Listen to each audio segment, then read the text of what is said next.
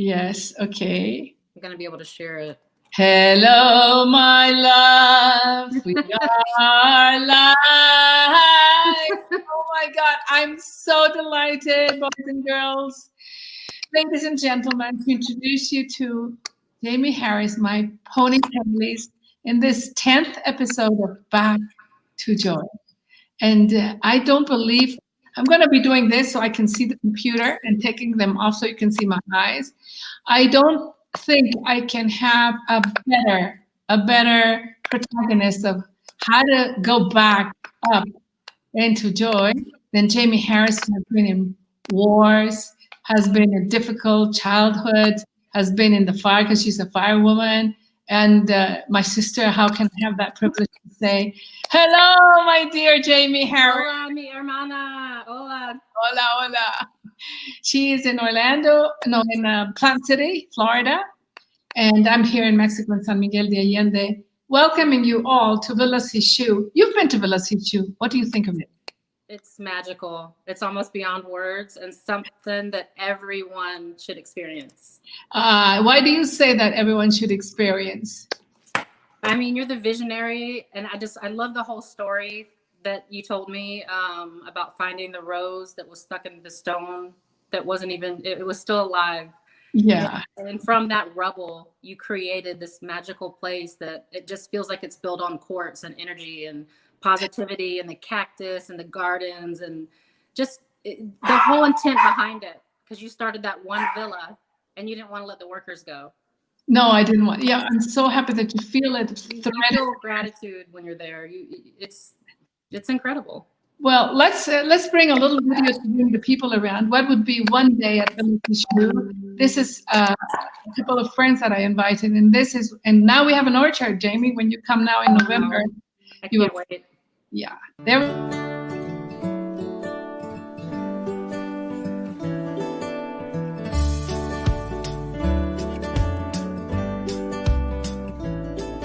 Con la Paola. Viejito Martín.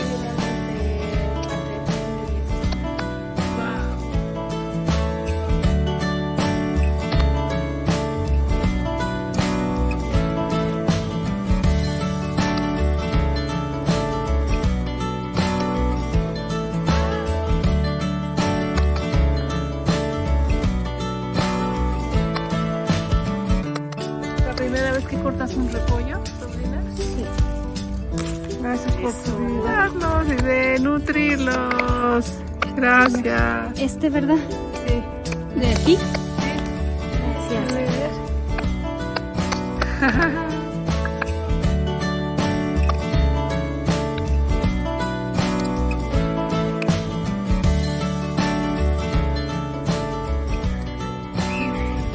Nice.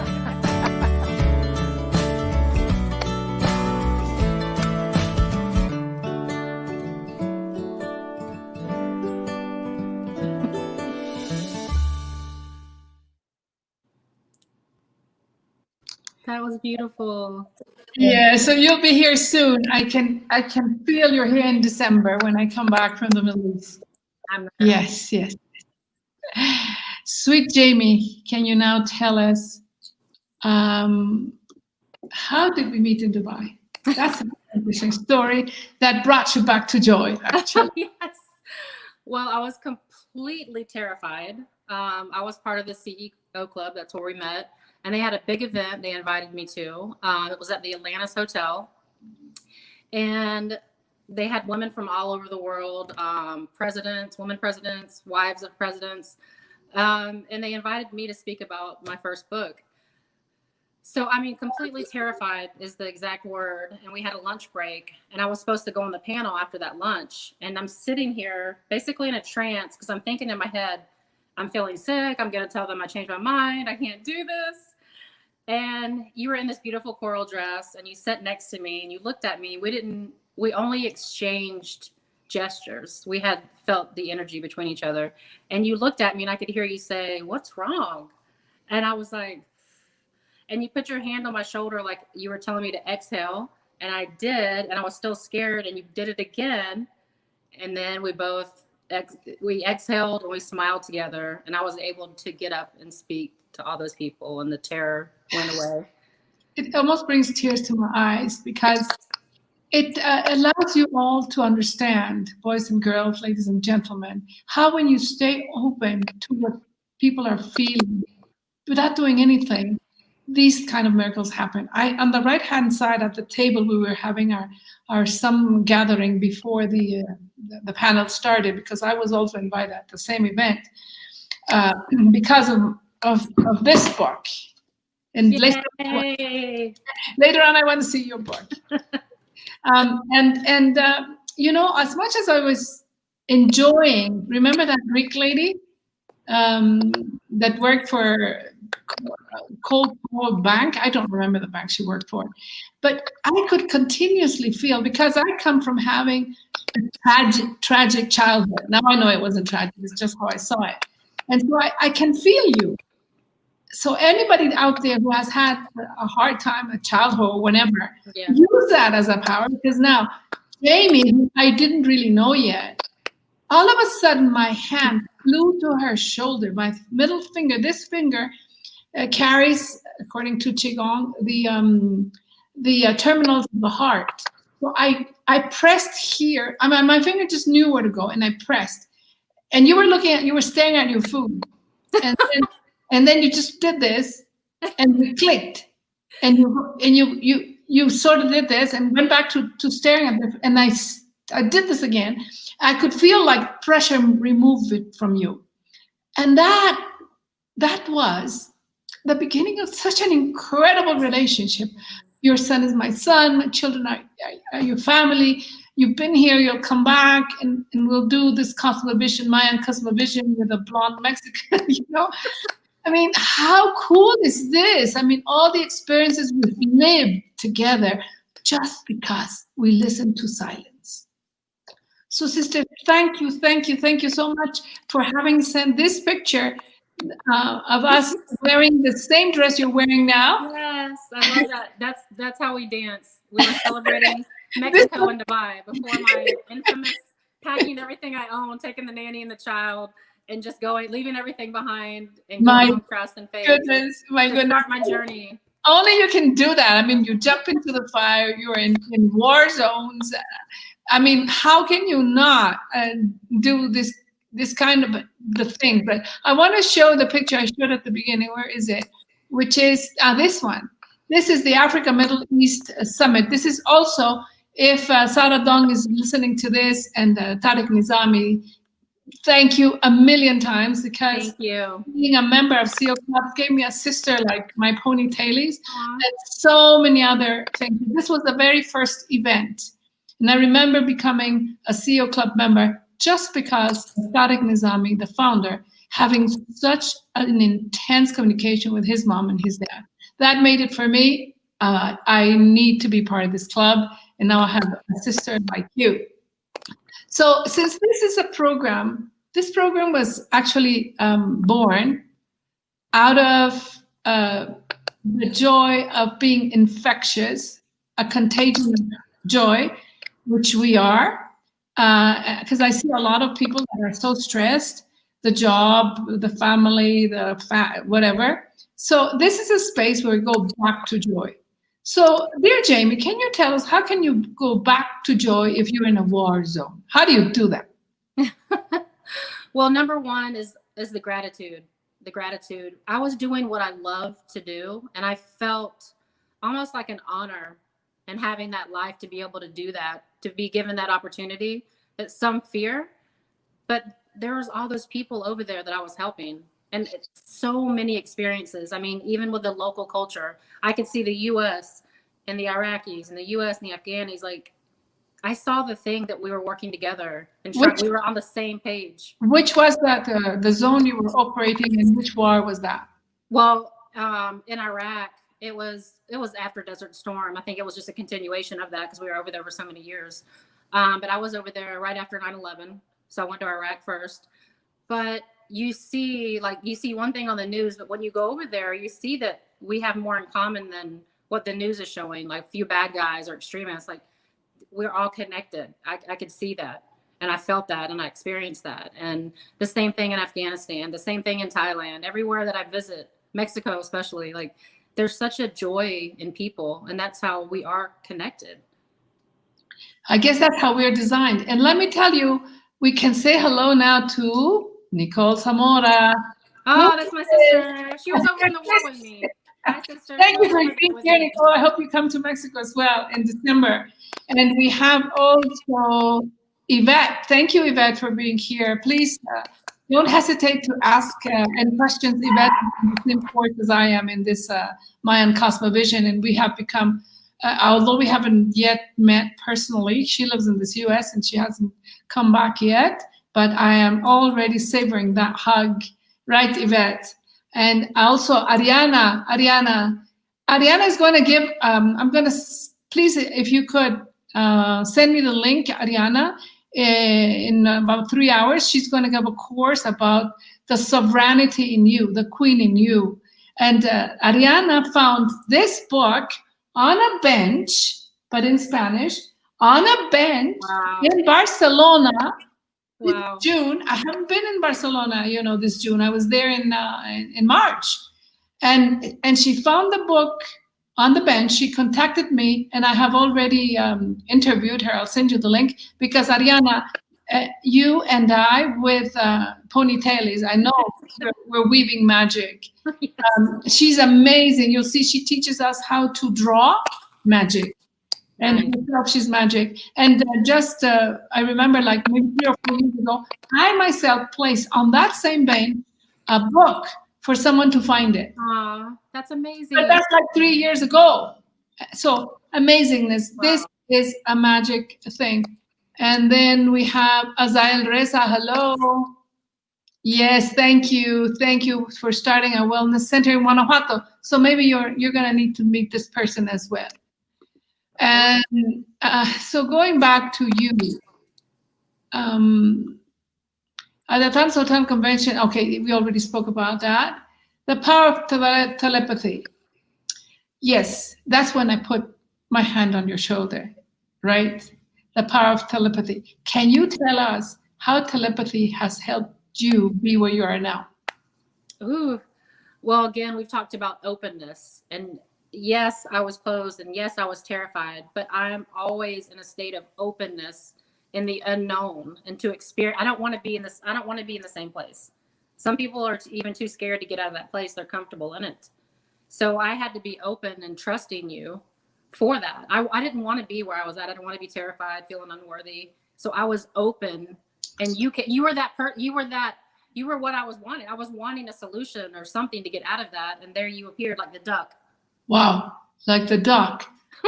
So you go from a state and you have trust and you're open because you want to be in a different place. And I wanted to be in a different place. I didn't want to be terrified. This is so important when you can stay up and listening to the silence. Can I share the story of the duck? Yes, of course. Oh, wow. Okay. Boys and girls, ladies and gentlemen, we all have been in situations where we feel disappointed. Oh, that did for me. Can you imagine? She stabbed me in the back. Oh, he stabbed me in the back. He cheated me. And all these dramas that we create in our minds. And we have not been taught since childhood that when you do that, you're poisoning yourself and you cannot see, and you go more and more into the hell that's created by you. Well, we had a little situation where Jayme felt that I had betrayed her. And of course, it wasn't the case. But in the heart of hearts, she knew, like she knows, that there must be something I'm imagining. But for now, I want to feel like this. And it was okay. And it took me a big while, like little messages here, little messages there. And since she's my little sister, for me, it's very important that she doesn't keep that painful thought that brings a big wall between both of us. I kept on sending little messages like good morning and like that. So one of those mornings, every morning I swim in the sea in front of my house in Dubai. And I was swimming, just thinking, can you send me clarity, please? Can you send me clarity, please? How to deal with this. And all of a sudden, in the middle of nowhere, because I swim inward, there pops a duck, and looks at me like this. No, not over there, not over there, but here like this. And I got the clarity. It It was me. was you, yeah, because I don't know, it was just amazing because these dogs, they dive in, then they get their prey, and then whenever they're ready, they pop up. And this one decided to pop up right in front of me, looking at me. I come out of the water immediately. The first thing I do is, Jayme? And then she answers, yes. And I said, oh, thank God. And Communicate. this is over a text message, but I was like there with you in Dubai while I was in Mexico. Yeah. What a meaningful thing. No, I was in Dubai. I was in Dubai, in the Sea of Dubai. Yeah. And you were about to leave. You were leaving, or you had left, or something. Well, that was part of it. It wasn't just the anger, and this and that. It was like, I was like, hey, I came over here for this. This is not happening. What's going to happen now? What do I do? Da, da, da, da. With my son, the nanny, la, la. And you're like, well, what are you going to do? And I said, I'm going to stay here. So then I was okay.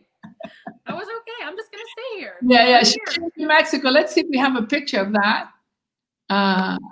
Yes, we're still in the story of when I saw you leaving, but let me see if I can find a picture of I'm staying in Mexico and you brought Mom. Yeah, I love that. Can you tell us about this picture? Because finally you did come to Mexico. You did come to San Miguel de Allende. You're coming back now. Tell us about this picture. This picture is so much because, first of all, Ma'am is like one of those spirit guides that were sent to me for my journey. She was sent to me like you were sent to me. She had the trust from Thailand to Dubai to Mexico to travel with me. And we were just in Centro, and I went to one of the stores. They both wanted hats. Dylan wanted a hat, so I got Ma'am a hat. And we walked out of that store, and they're just admiring each other's hats. And I'm like, this is one of the greatest moments of my life. Like, I'm in Mexico. I'm living this moment. There was so much love between them and us, and just gratitude. Again, that was a day of gratitude. And yeah. I believe you're built in this gratitude attitude that causes so many things to happen. Wait, so now can you talk to us about your book? Which one? That one. Let me see. Oh, you have another one now and you didn't tell me? This is the ponytaily book. Dare, please keep it a little bit more. Dare, dream, and discover. How did that happen? Well, there's that little girl. Since I was little, I wanted to travel and explore. Even as a little girl, I wanted just to travel the world. Also, maybe to escape kind of the world that I was in when I was little. I grew up around a lot of mental illness, and I'm later healed from that. When I wrote this book, I was in a great deal of depression. Even though I was in Dubai, living my dream, making the money, having the success, my father died of cancer. I still hadn't healed from the damage of the mother-daughter relationship, but I was wanting to. So writing that book was a part of therapy for me. So that was part of the process and the start of my journey in healing, is writing that book. I mean, honestly, I did it just as a way to deal with everything and get all my feelings out because I had bottled them in so much. So, wow, this is a great message for whoever has bottled feelings. How would you suggest them to start writing their book so they can let the pressure out? And then maybe whether it becomes a bestseller or not, I guess it's the intention. Yeah, of course. How I personally started, it was a little online blog site. So I was blogging. I was in Dubai. There was a lot of people in the U.S. and I was trying to actually say the realities and the beauty of being, because there was a lot of misconception. Now there's a lot of awareness about Dubai and, the world in general. People are waking up. But then I felt like there was a lot of blinded people. So I started blogging and I started just opening up about bits and pieces of my life. So I felt like in those blogs, just emerged. The book was born from those blogs. So actually then it was born out of serving others into clarity from their doubts about Dubai. Yes, and also there was exchanges because in those blogs, people were telling their raw emotions of the day, of their life, their views on the world, political. There was a lot of things. So it helped me be vulnerable, to be raw back and expose parts of myself. And in an exchange, a reciprocal, with these people that were on the blog site, there was trust there. And I loved it. I was blogging every day. It was almost like working out. It was my therapy. And that was in Dubai. That wasn't divine. I started actually in writing my feelings, I can actually tell you there was something written about my mother, because I went from, how can I hate you? I love you. You're my mother. I mean, that was the point I was in. And I realized that there was mental illness there. And how can I be mad at the mental illness? And how can I say poor me? I mean, this was a lot of how I healed. Wow. I want to write this down here so people can see this. How can I hate you, mother? I love you. Is that what you said? Yes, because as a child, I felt, again, how we talked about, oh, this is to hurt me. This is about me. She did this to me. She hates me. And I felt unloved. But then when, my 30s, when I started, I wanted to heal. I didn't want to have these feelings, and I wanted to grow. I wanted to heal and be healthy. I couldn't have any healthy relationships. I didn't have my son yet. Then the awareness comes. It's not you. This is the love you should have for her. This is the empathy and love you should have for somebody with mental illness. They did the best they can, and they truly love you. So can you tell us, I have the goosebumps, Jayme, because I think a good 50% of our audience has gone through this, myself included. And when I reacted to the amazingness that my mom is, my whole life became heaven. Can you tell us, what was your reaction to your mom when you had your firstborn, Dylan, in your arms? Oh my goodness. Tell us, please. Yeah. Well, again, it was still healing, but I was trying to imagine, like, how could that happen when I'm feeling this way towards Dylan? Like, these are the things I would never do. And then I felt gratitude again. Man, thank goodness I'm not in that kind of suffering. Mm-hmm. Like, grateful that I can pass love because I chose to heal from that to love. But let me tell you, I was still going through that process when he was first born. So can you tell us when he was first born, and since this process was, I remembered, that it was all just my opinion when I was only 17. So then 18, then I started understanding my mom. I went out of that. But you were 30? 30s, in my early 30s. Okay. So there was a lot more time for you to be together with this feeling of, oh my God, Mom, how can I hate you if I love you? Or how can I love you if I hate you? And this is after my dad died. And I said, wow, nothing can prepare you for a death of a parent, as you know. And when my dad died, as close as we were and as much as I loved him, I was like, wow, like I would never want my mother to leave the earth with this kind of her feeling bad about anything, like, and you to celebrate your mother and our ancestry, that taught me a lot too. Mm-hmm. That really had a big impact on my life. I'm so glad. And Mom is here now. I'm going to tell the audience a little bit about that day. I was in Dubai. You were in my home in Dubai. And my mother, I don't know how many of your mothers, but I was very picky. I had to clean toilets. I had to clean everything. I had to be super clean and really quick and well done and with a smile and blah, blah, blah. And I didn't used to understand her. Now I do, and I really appreciate it. So one day, Jayme comes to our home in Dubai, and I go to her room, and the bed is perfectly done. My mother would not allow my bed to have one wrinkle. She would undo it, do it again, and do it again. So I go into her room, and I just noticed the bed is so well done. And then I screamed. She was not in her room. She was outside. And I screamed, Jayme! She starts laughing with my mother, like both of them. They just conjured against me or with me or just whatever you want to call it, because they both teamed against me. You don't do the bed without, you have to do it perfectly. Remember that day? And your mom said, don't say anything. Just let her find it. And when you did, it was almost like your mom, like the laughter and everything. And your mom was laughing. But my dad has came through before, like little signs. So I'm very open to that. And it's like I could hear your mom say, make the bed like this and do it like this. And don't say anything. She'll find it. She'll get it. So it was so funny. It's so amazing. So let us bring my mom the day she left her body. And you had this picture here. This is my mom's celebration when she left her body in Lebanon. So she brought me this blue jacket. And Jayme has this picture with her. Can you imagine what kind of friend is that? So another time I will invite Rita Ede. This is Rita Ede. This is her home, and she offered for my mom's ashes to be buried in her garden, and the other half is with my family here. But how can I thank you enough for becoming truly a daughter of my mother? So here you can see how easy it is when you bring the guard down. And it is not because you're blonde or Asian or black or not. We are all really one family, because if Jamie managed to hear my mother and they both wanted to do this trick on me, and my mom's body hasn't been, eating food with me and hugging me for 13 years now. And this was like, what, 3 years ago, maybe? 2013. It was 2013. Mm-hmm. This thing in Dubai, my Dubai home. I think it's a bit later.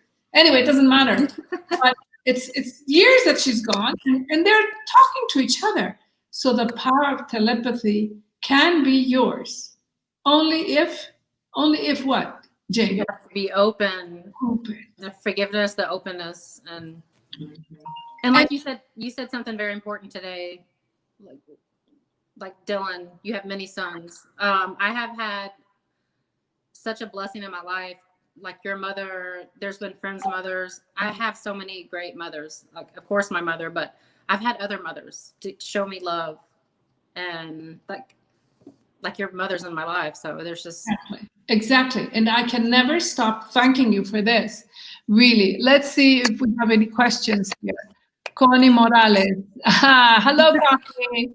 Connie is here. She's friends with Yvette, and we're all in this incredible experience with the Mayan Cosmovision. You're going to meet them. Connie, be ready. Be ready to meet my beautiful friends. Well, sisters.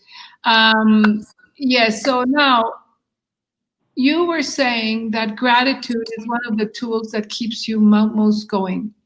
Gratitude. How did gratitude help you when your son was in Thailand in this little box to keep him alive? Oh, it's the most amazing gift you can get from God, and I almost didn't feel worthy. That's another thing I used to struggle with, and that was the seed of fear at the CEO club that day. I was in terror. Is you're not worthy of this. This is, and I was like, but he's right here. He's real. Like, I honestly had a problem.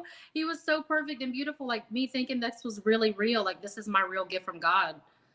So it was an overwhelming blessing that I could still continue work, that I had man in my life, that I can give Dylan, a better life than I had. But I just felt like he was my little Buddha. He's my teacher. So in those days when he was in the incubator. Oh, yes. How did you manage to stay in joy? The thing is, looking back now, even people will tell you at that time, I really wasn't, it sounds weird, but I wasn't terrified or worried. I remember when he was on all these machines and they let me touch his finger, he grabbed it. And I just had this feeling, he is so strong. His eyes are covered, he's on machines, and he grabbed my finger as hard as he could. And every time that they did a feeding with him, he ate it like that. It was like, oh, gobbled up. So it got like a little bit towards the end. I just wanted to take him home, and I was sad. But in the beginning, I had no doubts that he was going to be fine. There wasn't one doubt. What a wonderful thing to say, because doubt is exactly the mother of all hell. Doubt. So if you have your little baby in an incubator and he holds your finger, and then you know that he's divine, right? Oh, he was telling me, I'm going to be so strong. I'm strong. Don't worry about me. In that moment, I was, it was fine. Then you mentioned number 2 as a tool of you how to get up. You mentioned self-forgiveness. Can you tell us about that? Oh, that's a big one. And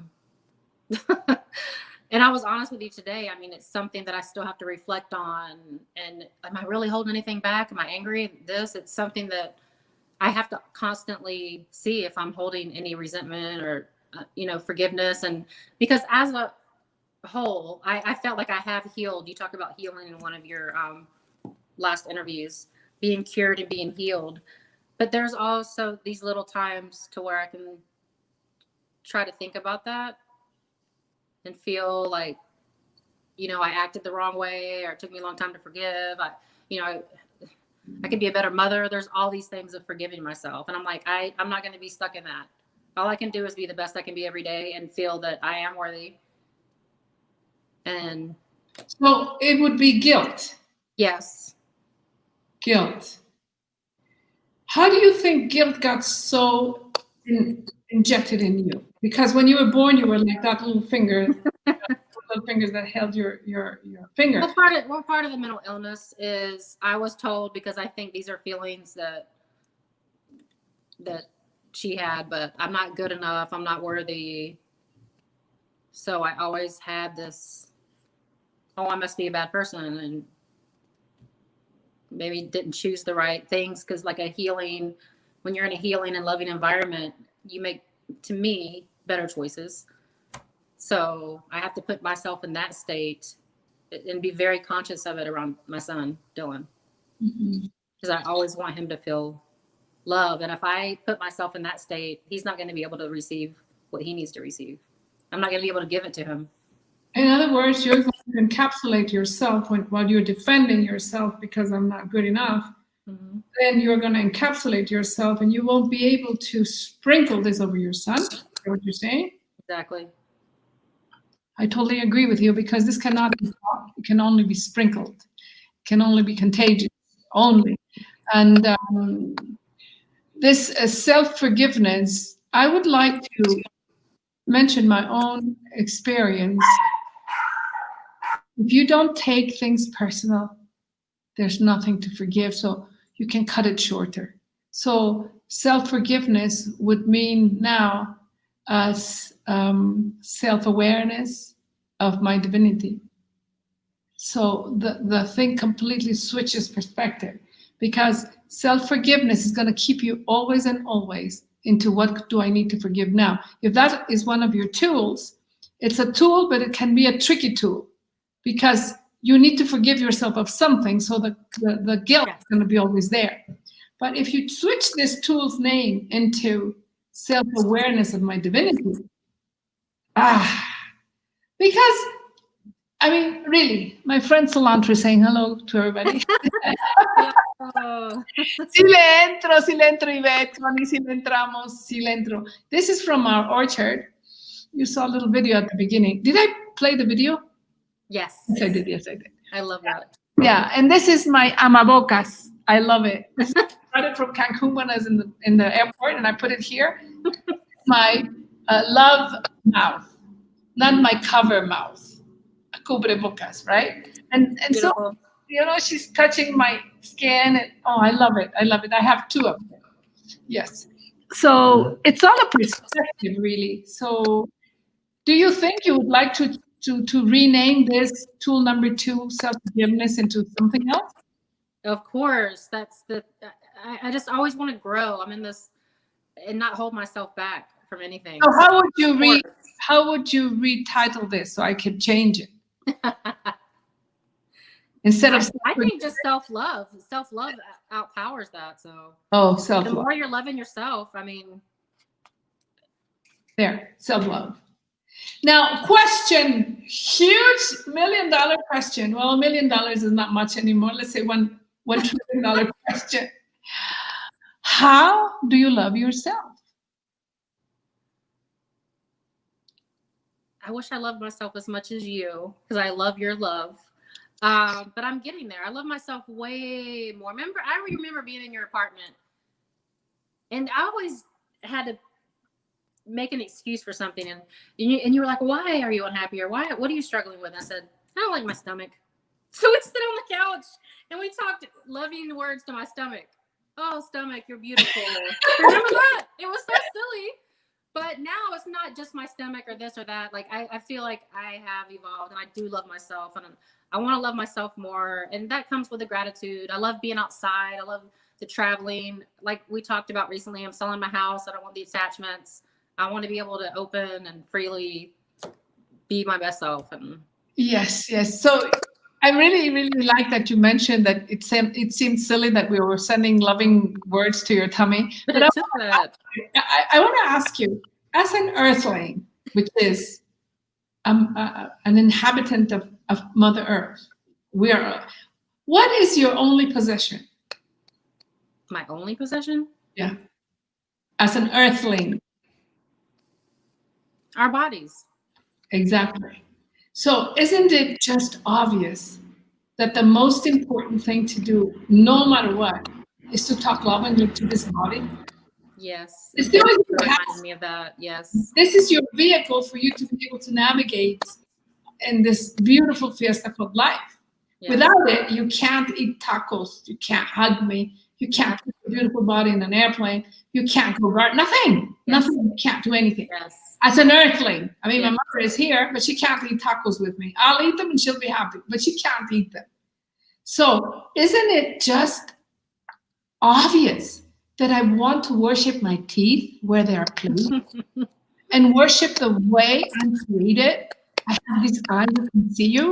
Mm-hmm. What would I do if I couldn't see? Exactly. I can hear you thanks to these Dumbo ears. I don't care anymore if they're Dumbo ears. This is how I used to look at myself. Dumbo ears with small eyes and a nose of an eagle. So I used to criticize all that. But now, God, no. I became 50 trillion cells out of 2. Now that's 2 cells, one from my mom and one from my dad, made me. I always have this feeling of awe to my person, to my skin, my fingers, my heart, the lungs, how they can inhale the oxygen that's produced by the trees because you exhale carbon dioxide. So you can never be alone because the trees are in symbiosis with you. So for me, the only way of self-love is loving the divine because you come from there. It's very hard to love yourself. And you look at yourself in the mirror and say, I love myself, I love myself. And then you would say, can you tell me a different story, please? It's the gratitude. You have to have the gratitude. Exactly. No, you can't. You just can't. You, oh my God, look at these teeth. Oh, look at this. Look at this. And you start, when you don't know how to love yourself because self is not this. Self is all this. So when you see a bird as the best architect doing its nest, the best nutriologist because it knows which bug to eat, the best pilot because he can go and fly wherever he wants. And you go, oh my God. And then that bird can look at you and say, oh my God. And you can receive it.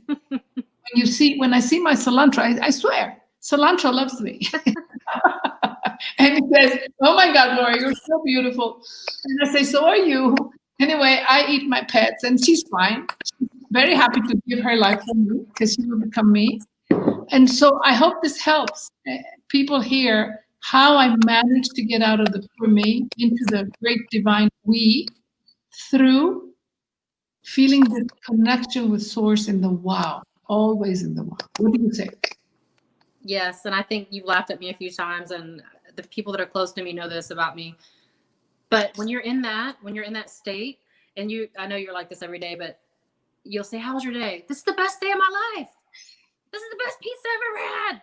This is the best cup of water. Like, that should be that's when you're in the zone. Like that's you're in the zone. That's the beauty. I think it's just great. My son Yusuf was asking me, how was we had in Cancun, how do you call that? A typhoon. And said, how was the typhoon? And I said, it was the best experience ever. And then he said, why did I even ask you? Like being in war zones, people are like, how was that? It was the best experience of my life. And it really was. Yeah, I have a really nice experience to tell you. My Chinese daughter is online. Hi, Serena. Did you meet Baoli? Jayme? Did you meet her personally or no? You were gone. I met the wife of the CEO Club. I think that was Sarah. No. That's just she. I've never met her sister. No. This is I got a ready-made to love daughter 5 years ago. Hello, Baoli. And then Yvette is telling us, si le entro, cilantro. Yeah, we're in. You're going to meet all of them. And I hope you will meet with Baoli here in Mexico City. Yes. So let's go to the third one. Let me go to the banners. Openness to yes and listening to others. Cilantro. Cilantro. I think you have very much expressed this listening to others. How would you word if you had somebody in front of you that is very close, can't hear, is so hurt, takes everything personal? How would you share this tool number 3 with them? Well, you can share, but unless they're really open to receive that, that's where it comes in. But just trying to relate to them. I mean, I've had people come up and almost like attack me because I'm part of the war.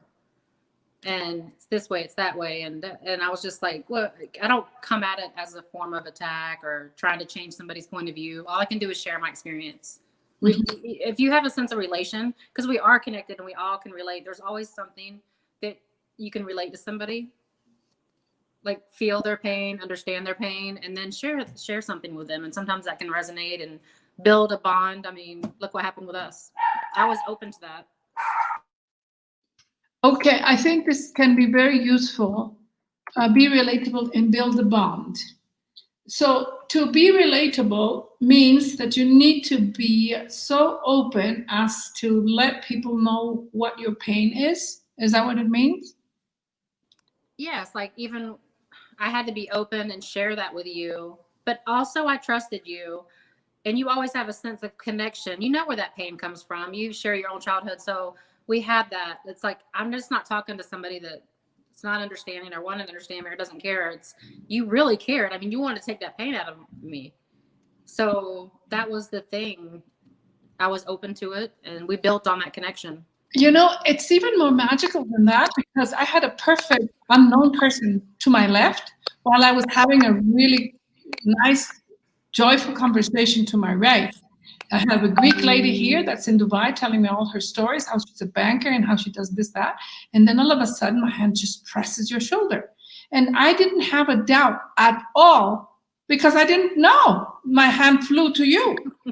So I believe there's something bigger than that. And it is that if you did have some painful, tragical memories, use them as your treasure. Yes. Let them be there. Like, know that it's a throne, not a thorn. That's something that I celebrate now. I really do celebrate everything about my past. Like I wouldn't change anything. I don't want a different life. I don't want a different childhood. I'm so thankful for everything. I think what you're just saying, I hope that it will help anybody out there, because I truly see you, how you just do the things that you want to do, and the inner you connected to the others, all of us. Dylan, of course, you were already in Dubai doing millions before him. So it wasn't Dylan.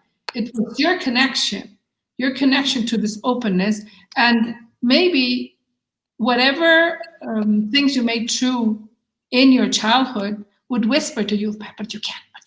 But the you connected to all of us said, yes, I can. Yes, I can. No, you can't.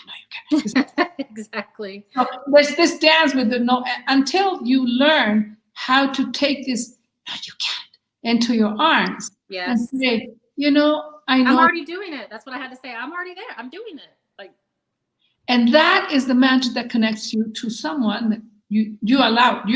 I think you called my finger into your shoulder. I really, really do. And then the kind of relationship that we have now, that I know no matter what happens, it's just threading into something much more incredible that we can imagine. Because to be sincere, I'm not a goal setter, because I feel that if I put a goal that is yellow, and I don't know there's a color called pink, so I would just stay in the yellow.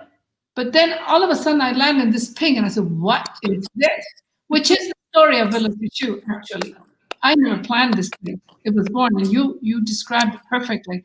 Out of a bunch of rubble with a pink rose, a whole villa came, and the name is the House of the Pink Rose. Yvette and Connie, you'll be here meeting Jayme right here, and you'll be staying here with us. So yes, thank you for this amazing openness to yes, and listening to others.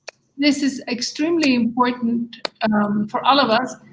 Here at Villa Tissue, what we do all the time, and I want to put in a little video, because every day we celebrate our ancestors with how do you call this, incense. And this is a little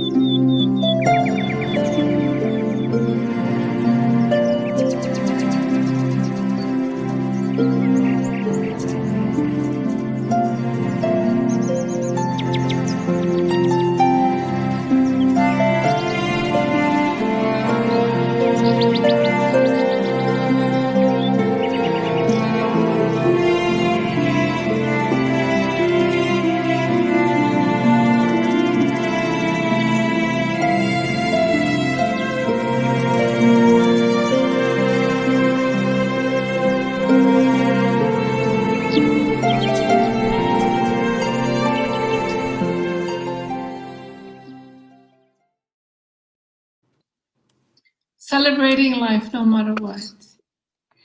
In that space at the end, it carries my grandmother's name, Victoria's Center, at the second floor, which is wood, and we remove our shoes and we light the incense every day. You can do that for your mother. It doesn't matter if you have a center or not. Do it right where you are, in your garden, in your bed, whatever. And connect to your mother, please. It doesn't matter if your mother threw you to the garbage and you don't know who she is. She still brought you. Maybe you don't want to be alive. Maybe you hate your life. It's okay. Hug yourself, feeling that feeling of hatred. And like Jayme said, I can't hate you, you're my mother, but I do. And then in this but I do, this but word, remove the but word. Touch your butt and caress your butt if you want. That's really nice.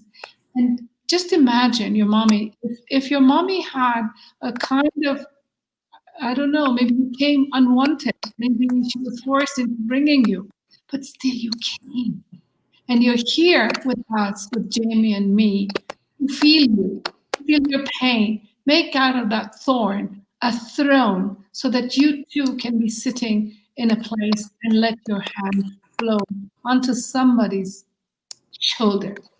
And have a sister like I have, Jayme. It is the most incredible thing that you have had a thorny kind of experience, because you become relatable, like Jayme says, relatable, vulnerable. And that's what it's all about. We all have all these experiences with a parent telling us you're not good enough, who do you think you are, or maybe a classmate wanting to humiliate you, and you believing then that you're worth nothing. Now you have to go to school, but you hate to go to school. So now you start growing up in this kind of conflict. So I really ask you,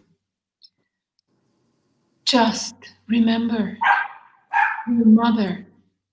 She baked you in her tummy because she's divine to be able to bring life to the world.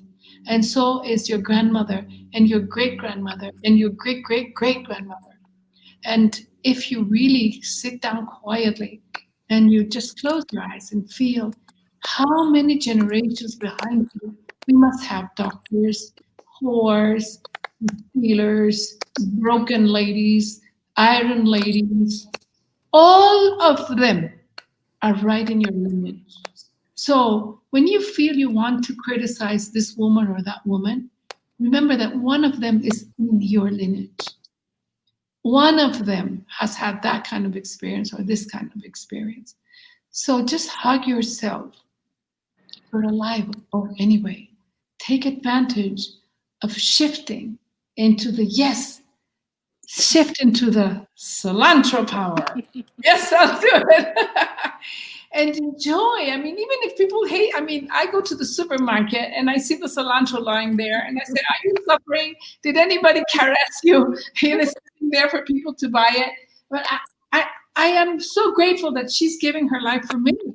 And when I eat it, I feel that. So it's not only something that is going to nourish my body. We are nourishing each other. Do that with your mothers. It's so important. Because the moment you let go of any kind of friction between your mom and you, the whole world changes. And then you decide to be happy and stay happy no matter what. Every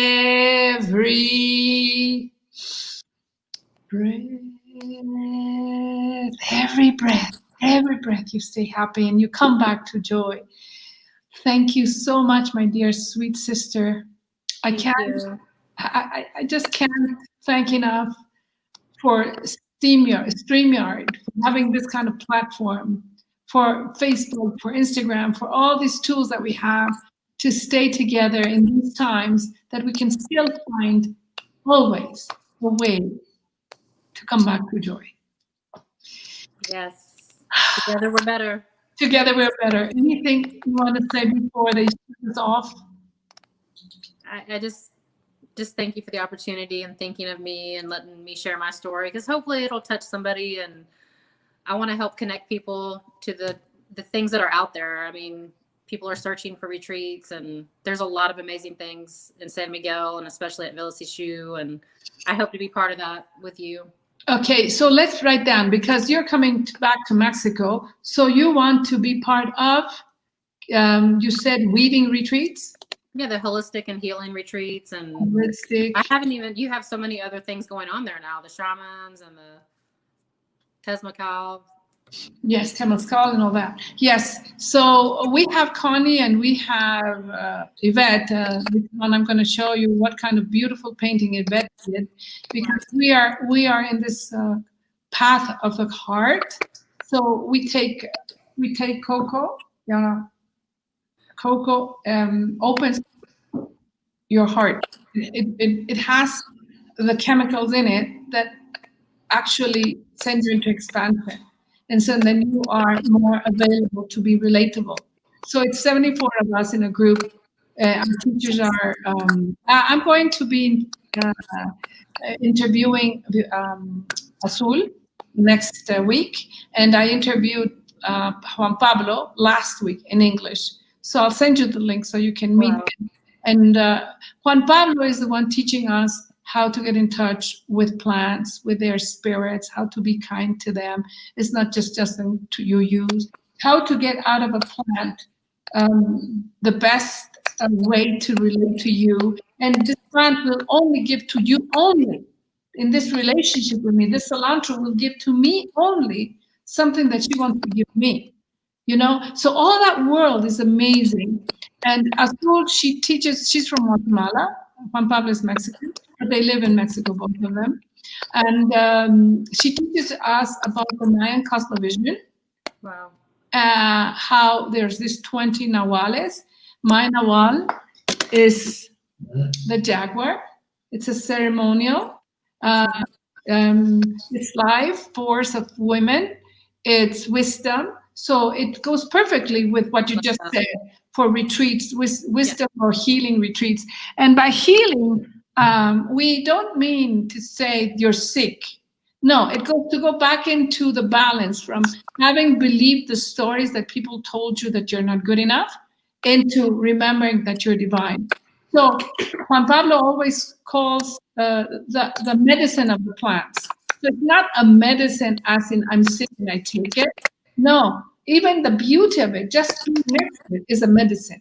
So these are the new terms that we will be using and sharing and weaving with us, and we with you. It's so amazing. So, ladies and gentlemen, boys and girls, welcome to our next retreat, which is in January 15. Yeah, done. I don't know what kind of January 16. It's my daughter's birthday. So we will give you the details later. I just know that Jayme and I, together with whoever wants to join, we're going to have a retreat here in San Miguel de Allende at Villa Sishu. Sishu meaning the sisterhood of grandmothers. So from now to then, Jayme, we will keep in touch, and slowly, with your amazing capacity of organizing, the words on organizing. I mean, I don't know. Organize and bring together. A firefighter organizing lives, of course, this is going to be something really, really special. So keep the date. It's going to be January 16. It's going to be 6 nights and 7 days. We're going to have the and then we're going to have the meals done from the life that's given to us by our orchard. So it's going to be organic food. We're going to have these amazing connectors like Juan Pablo and of course Yvette and Connie and so many to come and share and together leave something that makes us just celebrate life beyond. I was thinking in my head, celebrating life. You really feel a celebration of life and love, and it's at Villa Sichu and it's in San Miguel, and there's fireworks and there's always a celebration. It's beautiful. No matter what. So let's just remember, like we said, it is about remembering that your body is the vessel that you have been given. It's divine. Come and celebrate life. And just to finish, I'm just going to give the three tools that you said for you guys to come back to joy if you fall. We all do. So it's gratitude, it's self-love, and it's openness to yes and listening to others. Thank you so much. I'll hug you real soon. By the end of this month, November 4, I'm traveling, so you have to come before that. See you then, sister. Bye, butterfly. Te amo. God bless you all. Let's see if there's another question before we leave here.